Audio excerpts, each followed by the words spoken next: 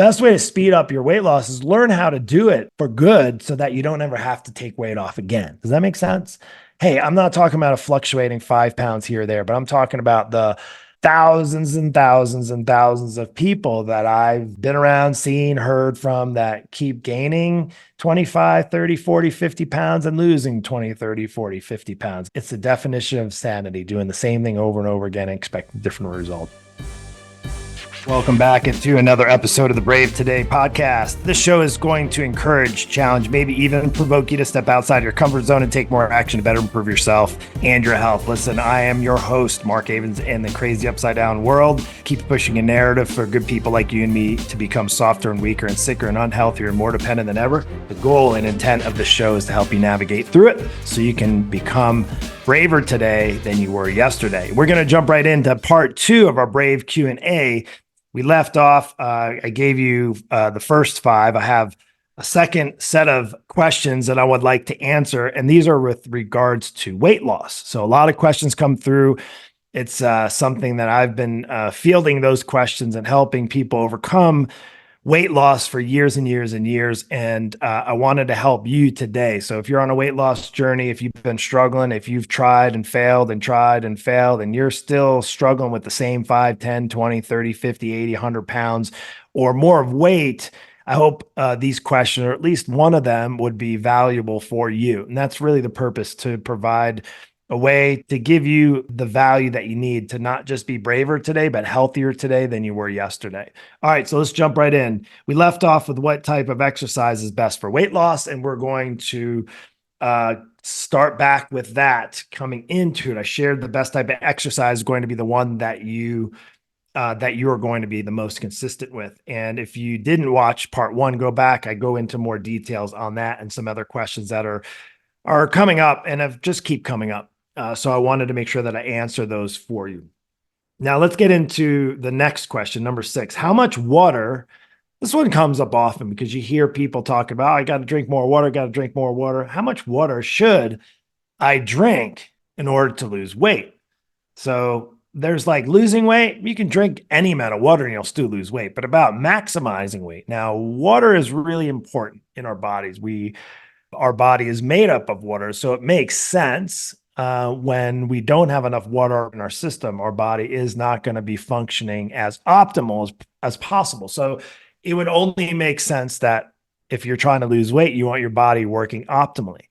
So part of that, you've heard probably 8 cups, 80 ounces, 10 cups a day, that sort of stuff. But I've learned over the years in working with a lot of different types of people, athletes, non-athletes, business professionals, moms, dads, even teenagers and stuff. And ideally, you want to be drinking according to your size. So unfortunately, a 110-pound female is going to have a different requirement of water, non-active, as a non-active male who's 300 pounds. Hard thing is, somebody that's overweight, when you think about respective to body size, it's going to be really hard to drink that much water. Now, what is that much water? Ideally, you want to be drinking half of your body weight in ounces per day. So for me, I fluctuate around 200 pounds. So ideally, I want to be drinking approximately 100 ounces per day of water. So, a little bit less than a gallon. So I try more because I'm more active. And I try to drink more towards a gallon of water a day. So the hard thing is, let's go to the person that's 300 pounds, is trying to suck down half of your body weight in ounces. 150 ounces of water might sound like a feat. And you may feel, well, I'm going to be in the bathroom all the time, right? And that's something that I've experienced as well. You do have to acclimate your body to drinking that much water. So as far as to maximize weight loss, the golden rule is to shoot towards half of your body weight in ounces per water. Now, let me just share for those of you trying to lose a bunch of weight and you have a lot of weight, it could be 50, 80, 100, 200 pounds. If you really struggle with water, then why don't you start at, okay, I'm 325 pounds. My goal is to be 195 pounds. So maybe start, if you struggle with water, start with your ideal body weight, 195, 200 pounds, and shoot towards half of your ideal body weight in water per day, with the hopes that as you're doing your weight loss and you're coming down, you're dropping 5, 10, 20 pounds, you're going to be acclimated to the amount that you'll need. So ideally, you will want to drink more, and it's only going to help you. Water is so good for weight loss, has so many benefits.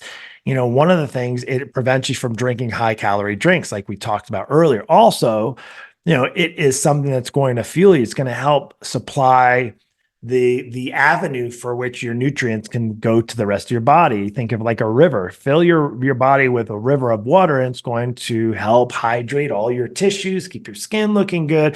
Also, water is a great, believe it or not, and you may have heard this, maybe not, that it is a great tool to help you feel fuller, longer. So if you're now, I'm not saying to fill up on water, but in essence, it will help you, satisfy you. A lot of times I've met people that tend to be like snacking in the afternoons and in the evenings, and I find out they don't drink any water. And a lot of times their taste buds are just craving hydration. They actually want to be fueled. They want they want more water, but then that kind of gets misconstrued in your mind as food, and you start to eat more food. And I've talked to people that don't drink any water at all, and I was like, "How are you alive?" It's crazy. Well, I drink soda. I remember working with somebody that was one of my old neighbors actually, and I remember he drank about a 12-pack of diet soda every day. Well, isn't there water in there? I was like, "Yeah, but you realize what you're taking into your body with the diet soda and all the chemicals and all that stuff." So I'm not going to go on that rant now, but I just thought it blew me away.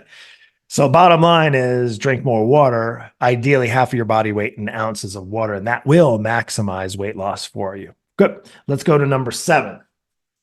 Is sleep really that important for weight loss? And yes, the answer is yes. Sleep is extremely important for weight loss. The benefits of sleep, the help. Do you think about like what do you do at night to your phone before you go to bed? What does anybody do? Everybody do, pretty much.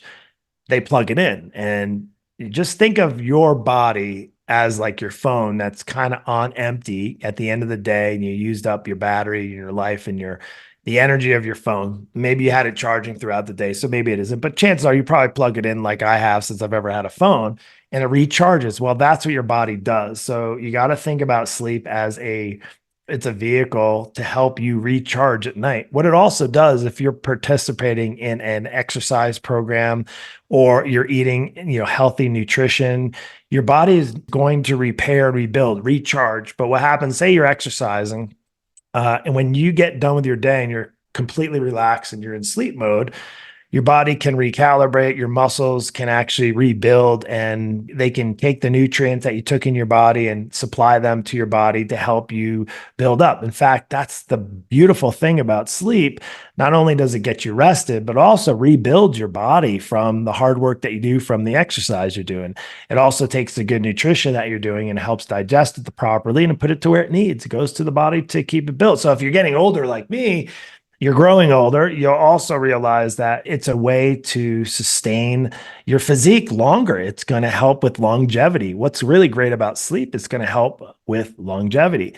And that's really valuable. One of the things I've seen people that have great eating habits, great exercise habits, well, they don't really deal with their stress because partly why they don't sleep really well, but they have terrible sleeping habits. And I found those people that have their nutrition and their exercise dialed in, they still struggle with being in great shape because they're not getting the rest that they need. It's kind of like it's like as if you were to go to bed and not have your phone plugged in, and then the next day expect it to be recharged and ready to go, and it's on 5% battery life. So, and you're trying to function at 100% right when you get up. It's just not going to happen. It doesn't work that way. So sleep is really important. So if you're trying to lose weight, you gotta get in tune with some better sleep. And there's things, I know some people that just struggle with that. There's supplements out there, melatonin, valerian root. There's things that are helpful in that process. I would be very careful with going on medication for sleep, because then you're going to be relying on a drug. And the drug, think of the chemical process, is going to contaminate what's going on good inside of you when you're sleeping at night. Cool. All right, let's go on. Number 8. If you're getting this, if I've missed something, if you like this, if you have comments, don't forget to share those comments. If you're checking this out on YouTube, I encourage you, if you like this, to continue to watch, ask questions, give me your comments, your feedback. Really appreciate it. Thank you. Number 8, what is the best way to track your weight loss goals? Of course, you can get on the scale, and I kind of struggle with the scale. In fact, right now, what I'm doing, I'm I'm using the visual goals as far as like how I look. So taking pictures and progress pictures is really a better way to track. In fact, weight loss, of course, you want to get on the scale and see if you're losing weight. But a lot of times people have just this, it's just a bad juju when it comes to the scale, right? They have a poor relationship with the scale because it's been screaming at them for the last 20 years to lose 30 pounds, and you can't do it. And the weight just doesn't go anywhere. So just the scale, a lot of times people just completely hate the scale.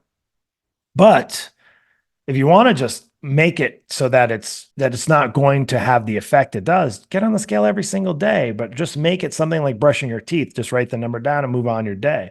Don't let it ruin. A lot of times people just put too much power behind the scale, but really the best way to track your weight loss is to track it. And what I would say, are you trying to just lose weight or are you trying to change your body shape? There hasn't been a single person, I would say, that says, no, I'm more concerned with the scale says rather than how my body is going to look. There's nobody that says that. No, it's kind of weird. Psychology is we got to worry about what the scale says. But the bottom line is we want to look really good. Like as a dad, a husband, I want to look good with my shirt off. I want to look good. I don't want to have the extra belly fat. I want to be in shape for my wife, right? For women, a lot of women, men as well, like they want to have a body that looks as good as they can for as long as they possibly can. It wants to be as strong as they can for as long as they possibly can. It wants to be fit. You want to have a good physique. You don't want to have, all the excess fat. You don't want to have doctors telling you need to be on medication. Like those are things that just become depressing. But it's a reality for a lot of people. So as far as keeping track, I would say get the scale, but I would say also take measurements. And the best way to do it, and also pictures as well, is just do it every day. Make it a regular part of your day. It just literally takes a few minutes. So if you're concerned with the way your shape is and you want to change your shape, take a picture of yourself every single day. If your weight loss goal is to lose 25 pounds, okay, set it every day and then actually set some goals. Like as far as tracking, make a deadline. So say our average students lose between 10 and 15 pounds a month that are trying to lose anywhere from, 20, 40, 50, 60, 80, 100 pounds more. As you have less and less to lose, it takes a little bit longer if you're reconditioning, changing, and transforming your body shape, your body composition, as they say. That's going to be something that's going to play a factor. But ultimately, if you're just trying to lose weight, 10 to 15 pounds is definitely doable safely. I'm not talking about if you're taking weight loss medication and they're going to have you lose, 50 pounds in a month doing nothing but taking weight loss injections. Have at it. That's just a reality is that isn't going to be sustainable. The best way to track though is going to be, you can do it on your phone. You can do it on a journal, but really just take ownership. And I would say when you're tracking, just don't put so much power on the scale. That would be my really just one main recommendation. So I don't know if that answered that question, but we're going to move on because we've got two more and we'll finish this one up.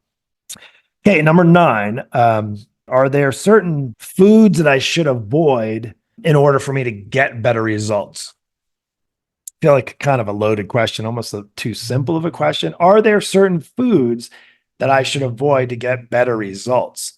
Yes, the foods you should avoid to get you better results would be the ones that are causing you to put on the weight in the first place. And if you're the type of person, well, I like my drink in the evening and I'm not going to give that up, then you're probably not going to get better results. If you're like, I'm just got a busy lifestyle and I eat out, as part of my lifestyle, the chances are you're going to have to be more careful with what you choose to eat out, or you're not going to get as good of results. And, oh, but you know what? I'm not going to give up my pizza and my carbs. And that's fine too. It just means you're probably going to not get as good of results. So you're going to need to pick and choose what you want most. Like I mentioned earlier in part 1, is you have to decide what you want and what that want leads to. So as far as foods to avoid, now, of course, high calorie foods, you're thinking your fatty foods. Nuts are not necessarily bad for you, but it's easy just to pile in. High caloric foods are going to make it harder for you to lose weight. So if you think of fruits and like, oh, well, there's sugar in fruit. Yeah, but fruit is not going to kill you as nearly as quickly in your results as sugar in processed foods, right? And they're calorie dense. They're not nutrient dense, they're calorie dense. Now, think about like vegetables, very low in calories, very high in value, and they also fill you up. So those are going to be things. So you don't want to don't avoid vegetables if you're trying to lose weight, but avoid the things that are highly fatty, high caloric, and you can go Fried foods. These are very, very simple things, but like certain foods, I think it's common sense. I would hope that it's common sense. Highly fat processed foods, caloric dense foods. If you're going out and having French fries and chicken wings and hamburgers, fatty burgers, greasy pizza all the time, those are going to be the things that are going to make it very hard. Processed foods, you don't know what's inside of the food, even if they're actually not super high on calories, you're going to maybe tend to eat them. There's probably things like MSG that makes you want it more, you crave it more. High sugary foods, those type of things. If you want to get better results, that is. Now, you can still get results doing that stuff. You just have to pick and choose when you're doing it, how often you're doing it, so forth. That's going to be sustainable. Look, I'm never going to give up pizza, but I'm not going to have it every day of the week. I might have it every other week, maybe have a slice instead of a whole pizza. And I can eat a whole pizza.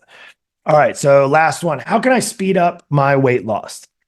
How can I speed up? Well, you can take some of these things and that I just shared with you in the last 2 episodes, and you can run with them, and that should help.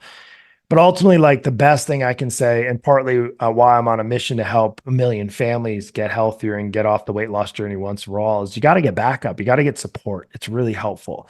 Support from your family. A lot of people don't have that kind of support. Support from a good community. Support from a coach. Like the best way to speed up your weight loss is to actually find somebody like me in our coaching program that we offer. And you basically can eliminate all of the mistakes, because I've already made all the mistakes. A lot of people have come in our program, made all the mistakes, and we've worked through so many of them that we've just cleared out we're going to save you a whole bunch of time. You want to speed up your weight loss. You want to develop a skill set that you can learn quickly so that you can take this and not just get off the weight loss journey, but be able to have the kind of life that you cannot having to think about.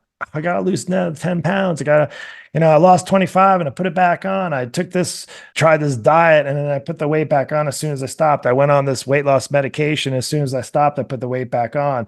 Again, the yo-yo roller coaster ride, it is like, I just don't know how you're just not exhausted of it already. The best way to speed up your weight loss is learn how to do it for good so that you don't ever have to take weight off again. Does that make sense?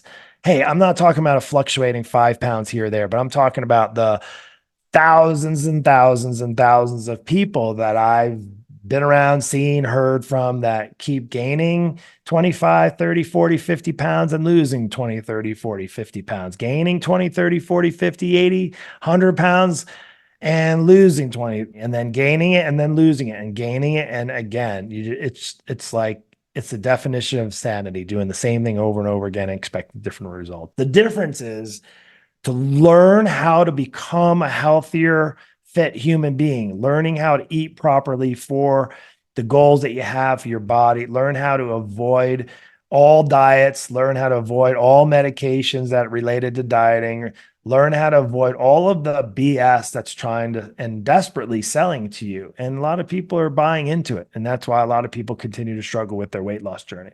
So anyway, I hope this helped. And listen, if it did, of course, as usual, all I ask is for you to share the show. You can subscribe to it, hit the like, drop a comment in there, and really appreciate your support. I'm not going to be doing any advertising. I don't want people to tell me what I can and can't say.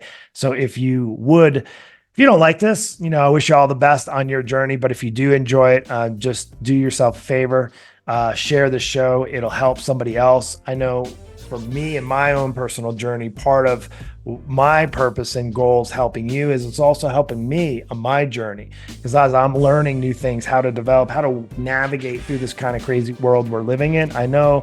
And the good news is for me, your body and your health it has to be a high priority. If you want to become a better individual, better, healthier person for you, for your family, for generations to come, it's going to be imperative that you pay attention and you learn from people like me that are working in the trenches with people that are struggling with things like weight loss and fitness and health, how to become a better human being so that we can make a difference in this world. Anyway, take care. I hope you have a blessed one, and we'll see you in the next show.